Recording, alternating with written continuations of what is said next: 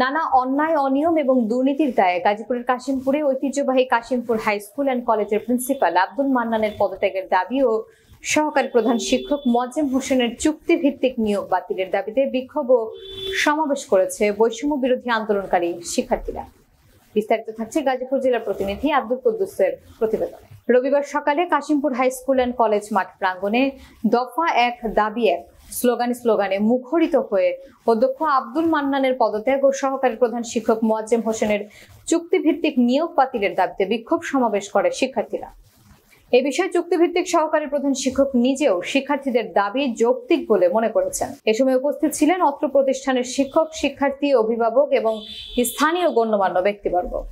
এ বিষয়ে প্রিন্সিপাল আব্দুল মান্নান মুঠোফোনে বলেন, শিক্ষার্থীদের যৌক্তিক দাবিগুলো আলোচনা সাপেক্ষে সমাধান করা হবে। সময় আমাদের থেকে 2500 টাকা করে নেওয়া হয়। 2500 টাকা কম্পিউটার ল্যাব নেই, কম্পিউটার ল্যাব কয়েকটা ল্যাপটপ আছে, এই ল্যাপটপ ঠিক করার জন্য আমাদের কাছে এক্সট্রা টাকা চাই। প্রতি মাসে 1000 করে 500 করে টাকা চাই। আমাদের ডিসিপ্লিন নাই, কোনো স্কুলে কার্ড নাই, কোনো কিছুই নেই।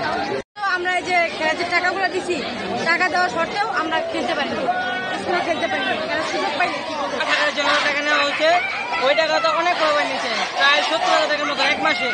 বছর শেষে আপনাদের 7 লাখ টাকার উপর নেওয়া হচ্ছে, কিন্তু ওই টাকা এর মধ্যে অনেক যৌক্তিক, অযৌক্তিক বলবো না, আমি সহমত পোষণ করি একজন নাগরিক হিসেবে, একজন শিক্ষক হিসাবে। মাসিক আয় 1,91,677 টাকা, প্লট হলো 260 টা, বিভিন্ন ক্যাটাগরি। একদিকে আছে 1000, একদিকে আছে 800, আরেকদিকে আছে 600।